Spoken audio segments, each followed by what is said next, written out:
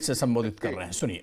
विषम तापमान, घने जंगल, दूरस्थ पहाड़ी चोटियां और विषम नाले और समंदर के किनारे पर अपने परिवार से हजारों किलोमीटर दूर प्रहरियों ने जो देशभक्ति और निष्ठा दिखाई है, इसी से फर्स्ट लाइन ऑफ डिफेंस का आप सबको ये सम्मान मिला है, जिसके आप सभी बहुत बहुत योग्य संगठन के रूप में साबित किया है। इतनी दुर्गम सीमाओं की सुरक्षा करने के लिए जब चयनित किया गया, मैं वो प्रक्रिया का हिस्सा नहीं हूं, परंतु जब देश में एक निर्णय किया गया कि एक सीमा पर एक ही बल सुरक्षा की व्यवस्था करेगा और बीएसएफ को सबसे कठिन दो सीमाएं बांग्लादेश और पाकिस्तान की दी गई, वो आपकी योग्यताओं को देखकर ही दी गई है, जिसको आपने बहुत अच्छे तरीके से सुरक्षित किया है। आज रुस्तम जी स्मृति व्याख्यान में मैं यहां पर आया हूं, तब मैं श्री के.एफ. रुस्तम जी के अमूल्य योगदान को भी जरूर याद करना चाहूंगा। और इस सीमा सुरक्षा बल ने अच्छा ही किया है कि इनकी स्मृति में हर साल अलंकरण समारोह और रुस्तम जी स्मृति व्याख्यान का आयोजन करते हैं। 65 की युद्ध के बाद जब गैप्स आइडेंटिफाई कर रहे थे, उस वक्त एक ऐसे बल की जरूरियात महसूस हुई जो शांति काल में भी 100% सीमा की सुरक्षा करता हो, और उसमें से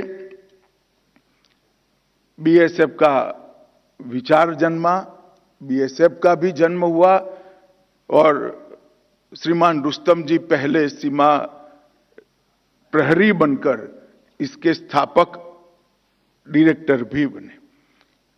मित्रों, ये यात्रा जितनी मुहिम है, जितनी कठिन है, उतनी ही रोमांचक काली है। किसी भी बल के स्थापना के 6 साल में ही एक विकट युद्ध का सामना करना पड़े और सबसे कठिन बॉर्डर पर करना पड़े, ये शायद बीएसएफ के अलावे किसी के भाग्य में ऐसा मौका नहीं आया होगा।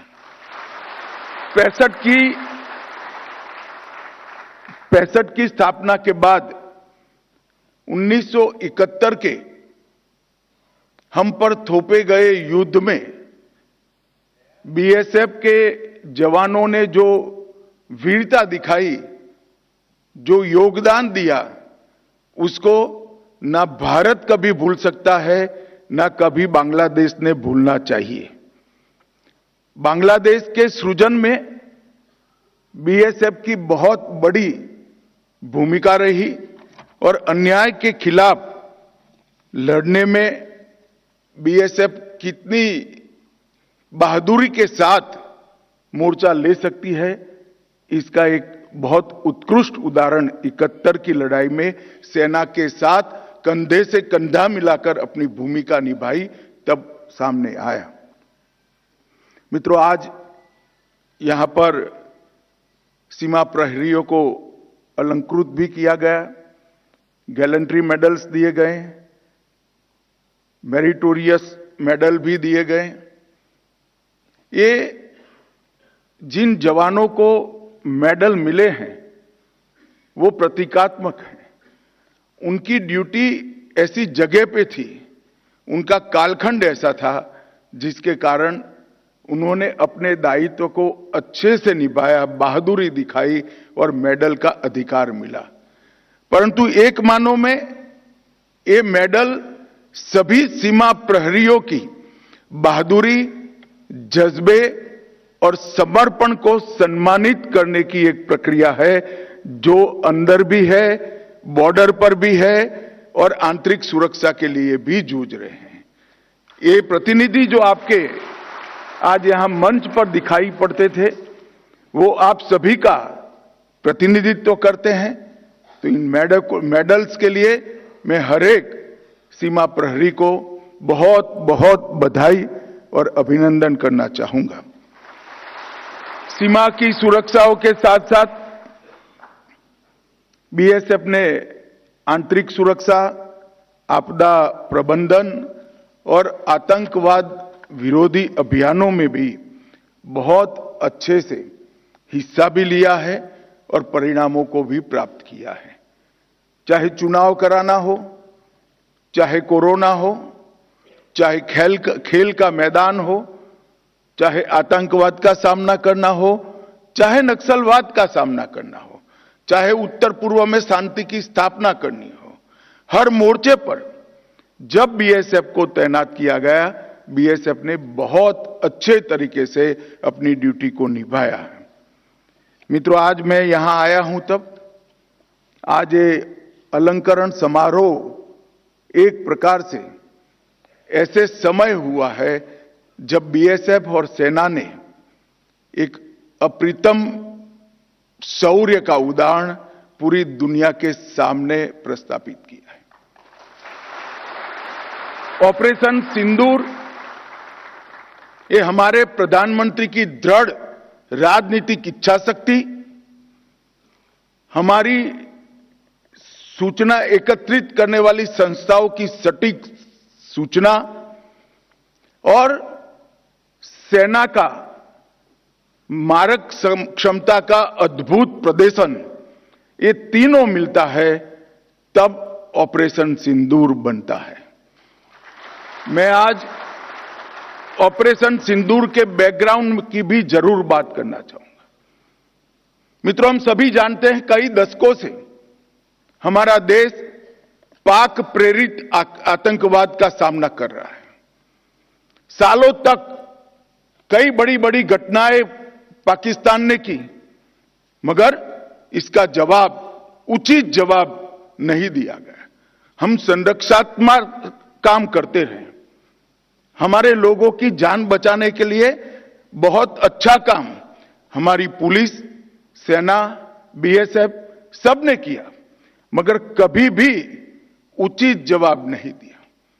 2014 में नरेंद्र मोदी जी प्रधानमंत्री बने, भारतीय जनता पार्टी के नेतृत्व वाली सरकार बनी और सबसे पहला बड़ा हमला उरी में हमारे जवानों पर किया, उनको जिंदा जला देने की हिमाकत की और हमने सर्जिकल स्ट्राइक कर पहली बार आतंकी ठिकानों में घुसकर आतंकवादियों को जवाब देने का काम उरी के बाद तुरंत किया।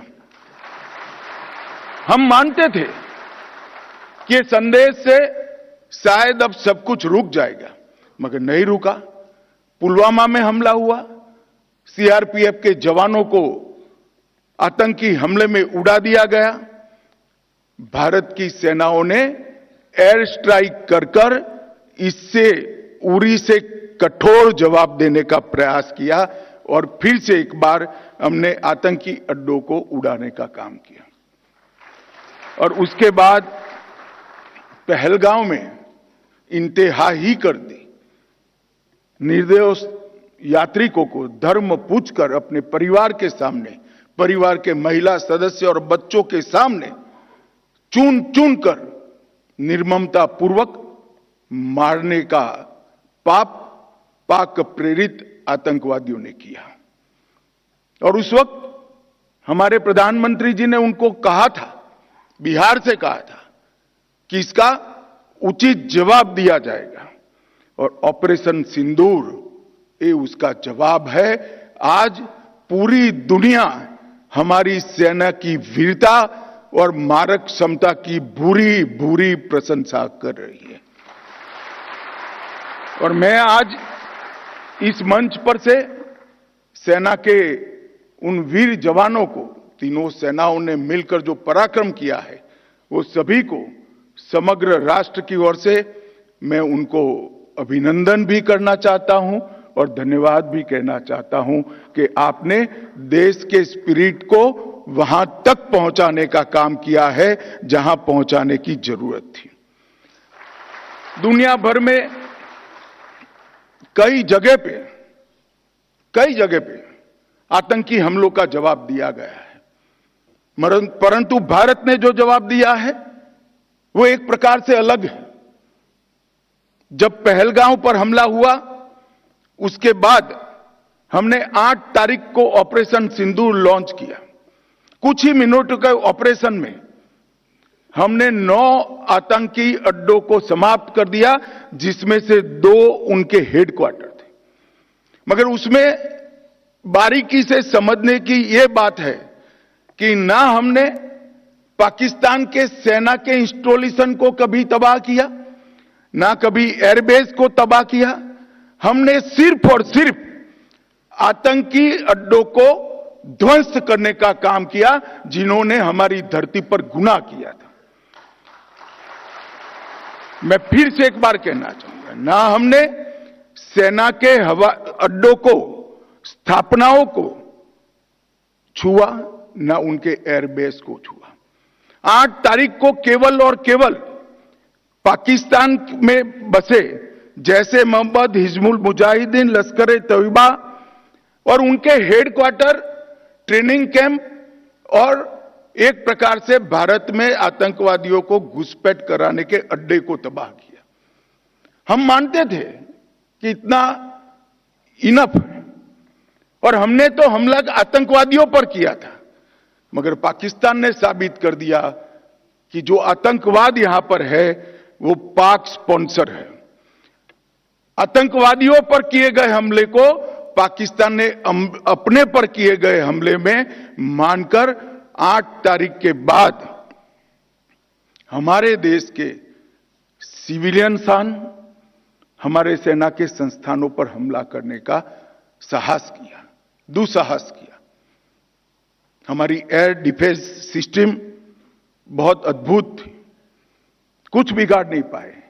और जब पाकिस्तान की सेना ने हमारे सिविलियन स्थानों और हमारे सेना के स्थानों पर हमला किया, इसका प्रयास किया, 9 तारीख को भारतीय सेना ने उनके एयरबेस पर हमला कर एक प्रखर और कठोर जवाब देकर उनकी मारक क्षमता, हमारी मारक क्षमता का परिचय कराया और उनकी एयर डिफेंस सिस्टम को भी खोखला साबित करने का काम किया।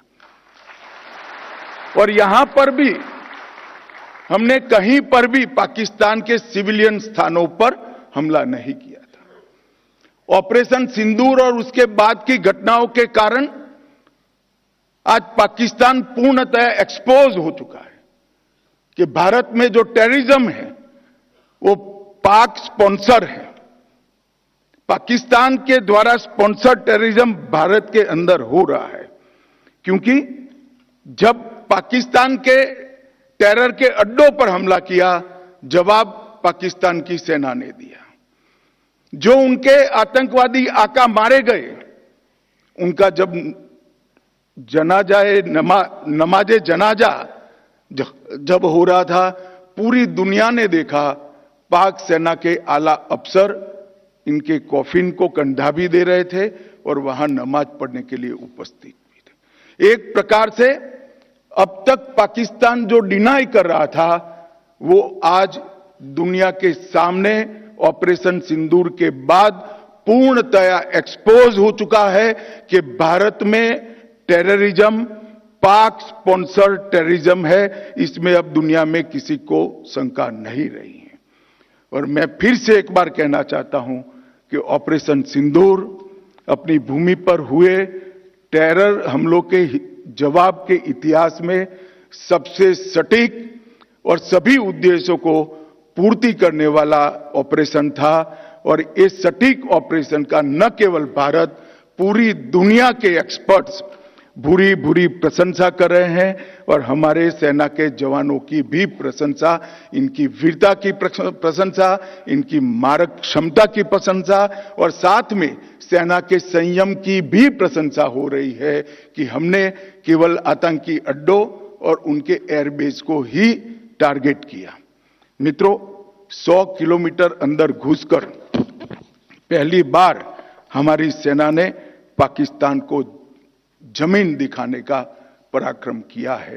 पूरा देश सेना के जवानों पर नाज करता है, हमारे बीएसएफ के सीमा प्रहरियों पर नाज करता है। ये जब घटनाक्रम चल रहा था तब, क्योंकि युद्ध घोषित नहीं हुआ था, बीएसएफ ने भी बॉर्डर नहीं छोड़ी थी, बीएसएफ भी मोर्चे पर थी। जब उस ओर से गोलाबारी हो रही थी, सेल चल रहे थे, गोलियां चल रही थी, बीएसएफ के जवानों ने भी 1 इंच भी पीछे हटे बगैर उनके गोली का जवाब गोले से देने का काम किया और उनको ये बता दिया कि बीएसएफ 24 घंटा 365 दिन तैनात है और जब तक बीएसएफ है पाकिस्तान की सेना 1 इंच भी आगे नहीं बढ़ सकती है। मैं ये सभी सीमा प्रहरियों को भी बहुत बहुत बधाई देना चाहता हूं। मित्रों, इस ऑपरेशन सिंदूर ने आत्मनिर्भर भारत की डिफेंस प्रोडक्शन में जो स्थिति है उसको भी बहुत अच्छे तरीके से आज हमने इसकी सफलता देखी है और मैं मानता हूं कि आने वाले दिनों में मोदी जी के नेतृत्व में ये अभियान और चलेगा और हम आत्मनिर्भरता की ओर आगे बढ़ते चलेंगे। ऑपरेशन सिंदूर में बीएसएफ के मोहम्मद इम्तियाज अहमद और दीपक चिंगाखम ने मातृभूमि की रक्षा करते हुए सर्वोच्च बलिदान दिया। सेना के भी जवानों का बलिदान हुआ है। इस सभी को आज के इस कार्यक्रम के माध्यम से मैं मनपूर्वक इनकी वीरता की सराहना भी करता हूं और उनके परिवारों को बताना चाहता हूं कि आपने आपके परिवार का स्वजन जरूर खोया है, परंतु इसका नाम इस देश की आजादी की रक्षा के, इस देश के सार्वभौमत्व की रक्षा के इतिहास में स्वर्णिम अक्षरों से हमेशा हमेशा के लिए अंकित होगा। इस हम सब के लिए गर्व का विषय है। मित्रों, बीएसएफ भारत की 15,000 किलोमीटर से अधिक सीमा और उसमें से सबसे कठिन सीमा की सुरक्षा बीएसएफ के हाथ में है। कई प्रकार की विषम भौगोलिक परिस्थितियां बीएसएफ के लिए चैलेंज बनी हुई हैं, मगर मुझे आनंद है कि बीएसएफ ने विगत 5 साल के अंदर ढेर सारे तकनीकी समाधान ढूंढने का प्रयास किया है। जहां पर बाढ़ नहीं लग सकती वहां पर सीमा की सुरक्षा तकनीक के माध्यम से करने के लिए दुनिया भर के सॉल्यूशन को भी प्रयोगात्मक रूप से बीएसएफ ने जमीन पर उतारने का प्रयास किया है और बीएसएफ के जवानों ने भी इन हाउस कई सारे सॉल्यूशन निर्मित किए हैं। अभी 2 महीना पहले ही मैं और हमारे गृह सचिव जम्मू गए थे। ढेर सारे सॉल्यूशंस के एक्सपेरिमेंट को स्थान पर देखा है और अब आने वाले दिनों में गृह विभाग ये सारे सॉल्यूशन में से कुछ मॉडल तय कर उसको जमीन पर उतारने वाला है।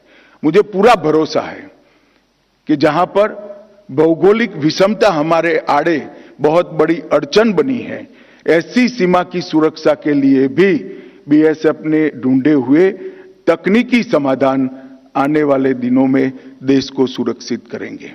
और कुछ शब्दों में मैंने ये प्रक्रिया बताई, वो प्रक्रिया बहुत लंबी है, बहुत परिश्रम करने वाली है और सैकड़ों ट्रायल लेकर एरर को खत्म कर एक संपूर्ण प्रणाली बनाने की ये प्रक्रिया अपनाई है। मैं आज इसलिए कह रहा हूं कि देश के नागरिकों को भी मालूम पड़ना चाहिए कि जहां नाले बस रहे हैं, नाले बह रहे हैं, जहां पर घना जंगल है, पहाड़ों की चोटियां हैं, जहां पत्थर है, ऐसी जगह पे जहां बाढ़ नहीं लग सकती, इसकी सुरक्षा के लिए भी बीएसएफ के जवान कटिबद्ध है और सतत पुरुषार्थ कर इसके तकनीकी समाधान ढूंढे हैं। बीएसएफ ने 1 दिसंबर 1965 से लेकर आज तक जो बीएसएफ का विकास हुआ है, लगभग 2,75,000 की नफरी के साथ थल, जल और वायु तीनों प्रकार के सुरक्षा के दस्ते बनाकर बीएसएफ आज दुनिया के सभी सीमा सुरक्षा बलों में सर्वोच्च स्थान पर खड़ा है। इसमें किसी को कोई शंका नहीं है, बीएसएफ आज अपनी भूमिका बहुत अच्छे तरह से निभा रही है और देश ने भी बीएसएफ के जवानों को हमेशा उनके पराक्रम को, उनके बलिदान को नवाजने में कोई कमी नहीं छोड़ी। एक पद्म विभूषण, 2 पद्म विभूषण भूषण, 7 पद्मश्री, 1 महावीर चक्र, 6 कीर्ति चक्र, 13 वीर चक्र, 13 शौर्य चक्र, 56 सेना मेडल और 1246 वीरता के लिए पुलिस पदक बीएसएफ के जवानों को मिले हैं।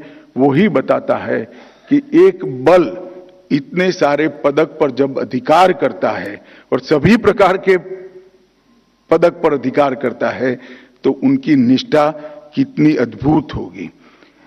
बीएसएफ ने लगभग 1,10,000 किलोग्राम ड्रग को भी ये 5 साल में पकड़कर नारकोटिक्स के खिलाफ की लड़ाई को भी मजबूत किया है और एक प्रकार से नक्सली अभियान में भी 78 से ज्यादा नक्सलियों को ये 5 साल में खत्म कर बीएसएफ ने बहुत बड़े नक्सल विरोधी अभियानों को भी अंजाम दिया है। काउंटर ड्रोन के लिए भी बीएसएफ ने कई सारी तकनीक, जो छोटे ड्रोन हैं जो स्मगलिंग के काम करते हैं, उनको रोकने के लिए, उनको गिराने के लिए, उनको जैम करने के लिए कई सारी तकनीक भी उन्होंने बनाई है और आने वाले दिनों में जो कुछ भी जरूरियातें होगी बीएसएफ के माध्यम से सीमा की सुरक्षा करने के लिए, इसके लिए हमारा गृह मंत्रालय कटिबद्ध है। मित्रों, आज दिन है हमारे बीएसएफ के जवानों की वीरता को पुरस्कृत करने का, हमारे बीएसएफ के बलिदानी जवानों को श्रद्धांजलि देने का और उनके साथ मजबूती के साथ खड़ा रहने का। मैं सभी सीमा प्रहरियों को ये कहना चाहता हूं, नरेंद्र मोदी सरकार, गृह मंत्रालय और पूरा देश आपकी वीरता के साथ, आपके पीछे चट्टान की तरह खड़ा है, आपका भरोसा भी करता है और आपका सम्मान भी करता है।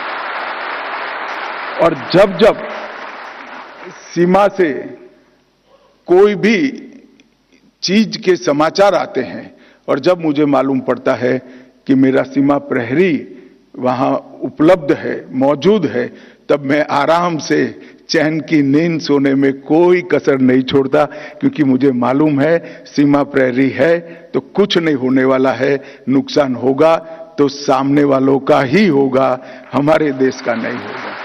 फिर से एक बार 1965 से लेकर 2025 तक की ये पूरी बीएसएफ की यात्रा को मैं मनपूर्वक सैल्यूट करता हूं और आने वाले दिनों में भी देश अपेक्षा करता है कि इससे भी उत्कृष्ट बहादुरी और बलिदान की भावना के साथ बीएसएफ देश की सीमाओं की सुरक्षा करेगा।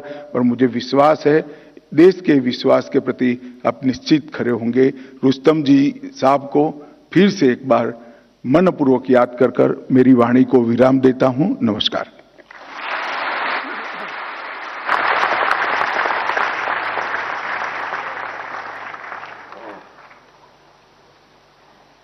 और सीमा सुरक्षा बल पर इस मौके पर ऑपरेशन सिंदूर की जमकर तारीफ की गृह मंत्री अमित शाह ने। उन्होंने कहा कि जहां हमारे जवानों की जरूरत होती है वहां पर हमारे जवान डट कर एक तरह से खड़े रहते हैं और उन्होंने कहा कि ऑपरेशन सिंदूर में हमारे जवानों ने अपनी बहादुरी एक तरह से दिखाई है। तो आपको बताते चलें कि सीमा सुरक्षा बल अलंकरण समारोह और रुस्तम जी स्मारक व्याख्यान को संबोधित कर रहे थे गृह मंत्री अमित शाह, जहां पर उन्होंने ऑपरेशन सिंदूर की जमकर तारीफ की है।